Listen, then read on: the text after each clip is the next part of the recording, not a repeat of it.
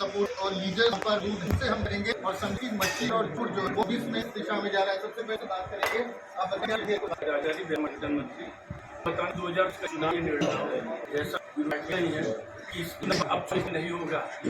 ये हम कांग्रेस के राष्ट्रीय अध्यक्ष हैं, ये कह रहे हैं कि अगर मोदी जी पुनः आते हैं चुन के देश का संविधान बदल दे, इस देश का हानि करे, देश से चुनाव खत्म कर दे और तरीके से करके जनता को गुमराह के वो चाहते हैं कि पुनः से कांग्रेस जीवित करे। जबकि उनको सोचना चाहिए कि जो कांग्रेस पूरी तरह से नाबूद के कर गई है उसको किस तरह से जिंदा है। वे कभी चिंतन कर रहे हैं न चिंता रहे हैं। और 2020 की चुनाव की बात आ रही है, 2014 में जब पहली मोदी जी प्रधानमंत्री बने और जब 2019 का आया कहा 300, इस बार 300 और बार भी विरोधी पार्टियां कह रही थी ये GST लगा दिए, ये नोटबंदी दिए, ये छोड़ दिए खेत, ये महंगाई दिए, साथियों को कहा और कहा कि आप दोबारा भी इस देश में प्रधानमंत्री बनबे नहीं करेंगे। और आप लोग पर बंधु हैं, मैं आपको धन्यवाद देना चाहूँ। लोग कवरेज करते हैं और जा करके लोगों की भावनाओं करते हैं और उसका कलेक्शन करके ये मीडिया के माध्यम से देश के उन लोगों तक पहुंचाते हैं जिनको इसकी जरूरत है। ये आप क्या कहेंगे जिस तरह से कह रहे हैं कि 2019 में भी सारे मुद्दे थे लेकिन उसके बाद 300 पार कर गए थे, अब 400 पार का नारा है। देखिए, जो अभी व्यापार में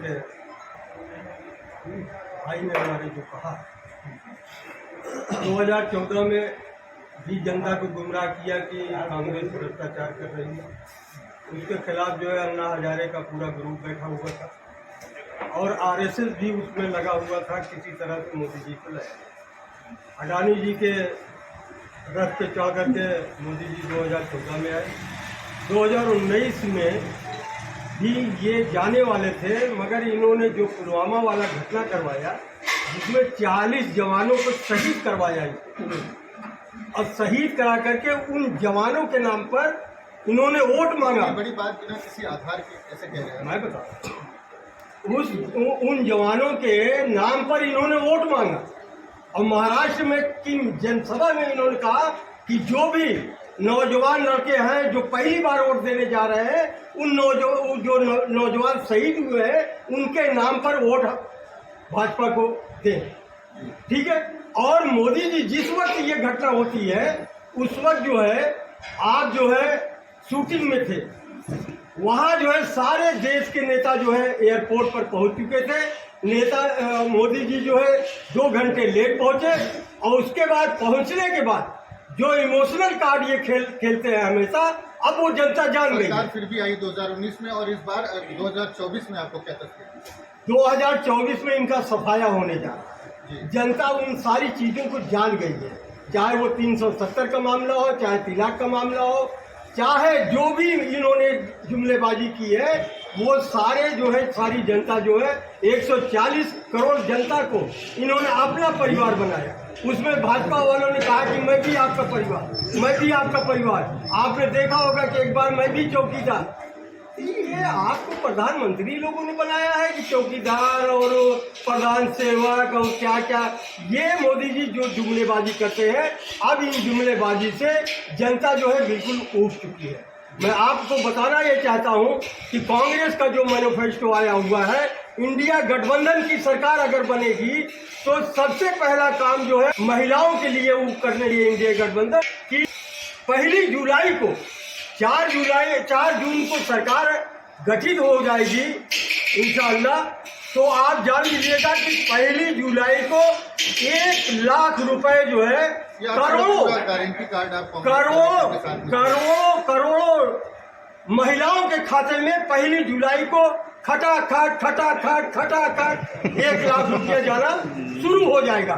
उसके बाद जो हमारा नौजवान पढ़ा लिखा है उनको भी इंडिया गठबंधन के मार्फत से, इंडिया गठबंधन की सरकार आती है तो इंडिया गठबंधन ने एक योजना लाई है कि हमारा जो नौजवान शिक्षित है उसको मैं ट्रेनिंग पर प्राइवेटों में, उसके बाद सरकारी में, हर जगह उसको प्राइवेट शिक्षण में डाल करके। गारंटी कार्ड और एजेंडे की बात कर रहे हैं, ये सबको पता है, लेकिन क्या लगता है तस्वीर आपको लोग जो आकलन कर रहे हैं, कौन कह रहा है आपसे कि जो बीजेपी की सरकार है वो जा रही है, किस आधार पर आती है? देखिए, जनता ही मतलब ये कि सब आवाज देती है। आज 140 करोड़ जनता जो है मोदी जी के खिलाफ है भाजपा के खिलाफ है। इसलिए और एक बात जान लीजिएगा, महिलाएं सबसे ज्यादा त्रस्त हैं इस सरकार में।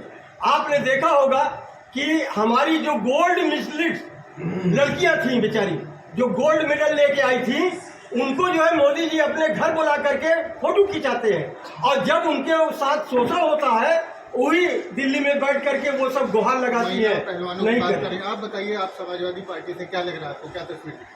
ये तस्वीर बिल्कुल साफ है।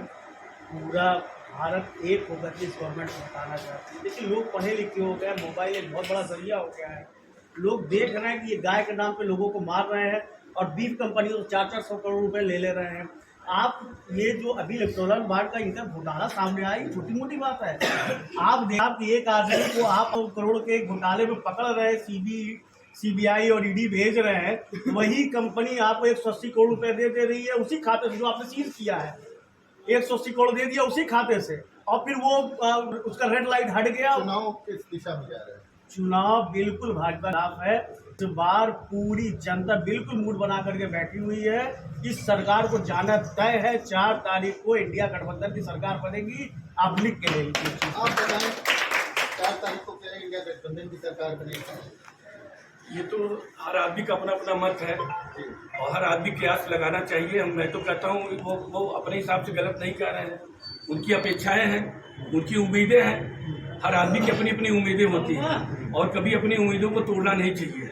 मैं तो कहता हूँ कि जो जहाँ है, जिसके साथ है, पूरी ईमानदारी से लगा रहे और 25 तारीख को जाकर के मतदान करे, और 4 तारीख को जो फैसला आएगा वो पूरी दुनिया देखेगी, कोई केवल हिंदुस्तान नहीं देखेगा। पूरा भरोसा है आपको 4 तारीख को 400 पार। आप बताएं क्या कहेंगे? देखिए, आपकी पार्टी क्या कर रही है जौनपुर में? बहुजन समाज पार्टी पूरे दम पे चुनाव लड़ रही है और पूरे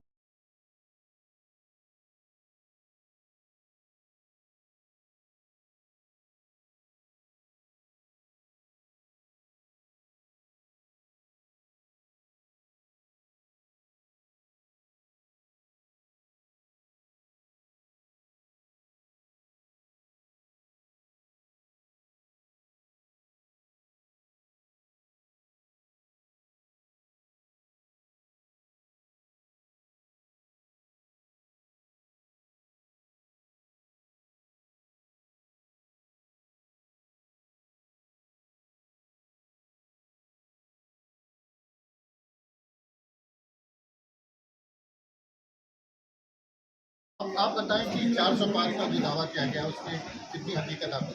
देखिए, 400 पार का दावा भारतीय जनता पार्टी का 400 पार का 400 पार जब चरम पर भारतीय जनता पार्टी की 2014 में चरम पर थी, 400 पार नहीं है। आज तो गिरावट इसलिए, आज हिंदुस्तान का मतदाता जो है चुनाव लड़ रहा है भारतीय जनता पार्टी के खिलाफ। कोई पार्टी नहीं लड़ रही है, आम जनमानस उसके खिलाफ है। 400 नहीं 140 नहीं पा रहे। कोई देश की बात, बिहार फेल है रोजगार के मामले में। उत्तर प्रदेश सरकार को शर्म लगना चाहिए। उत्तर प्रदेश के बच्चे जाकर नौकरी पा रहे हैं। एक भी ऐसी जब होता है, जब पुलिस की गलती होता है, पेपर लीक होता है। ये सरकार जो है भारतीय जनता पार्टी यूपी की सरकार और दिल्ली के जो है लीड सरकार है। और जब 4 तारीख को आएगा तो 140 पे सीमित हो जाएगा, 40 पर समझ जाएंगे। आप बताइए।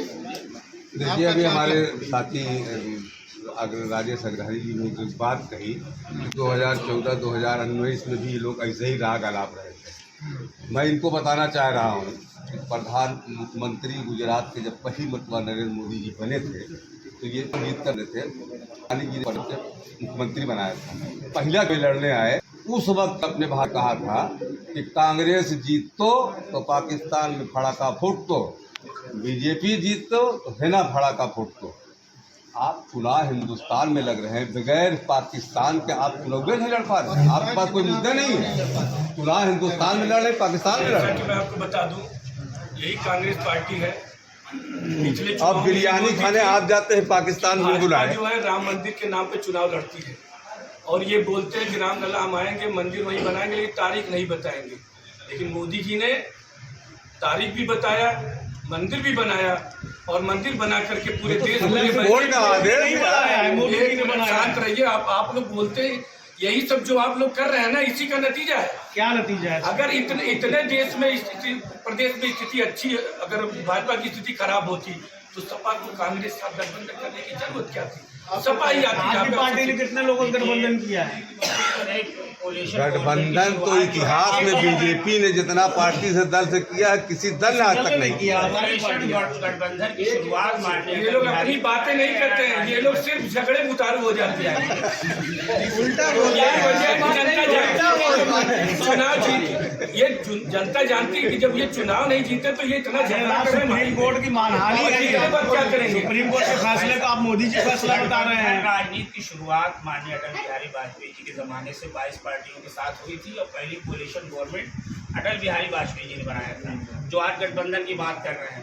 आज ये गठबंधन कोई सरकार बनाने के लिए नहीं, और मोदी जी को हराने जो नैरेटिव, जो परसेप्शन बनाया जा रहा है कि मोदी जी के खिलाफ गठबंधन बना है, ये मोदी जी को हराने के लिए नहीं बल्कि देश को बचाने के लिए गठबंधन बना है।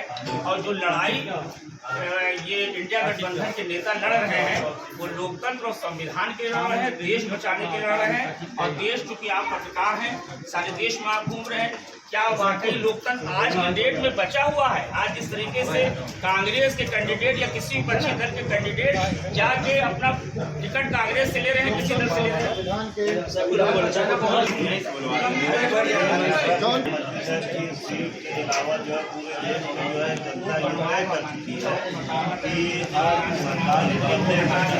सरकार को ले आए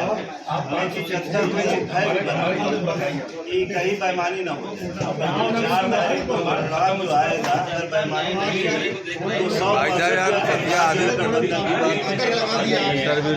तो कहावत है ना कि जब अंगूर मीठा नहीं होता, जब अंगूर नहीं मिलता तो अंगूर खट्टे हैं। कांग्रेस, सपा सारे लोग जानते हैं आज क्या आन पड़ी कि पूरे देश की सारी पार्टियों को एक मंच पे आना पड़ा। और केवल एक कहाँ से लड़ रहे हैं भाई? अनुप्रिया पटेल बिहार में एक पार्टी को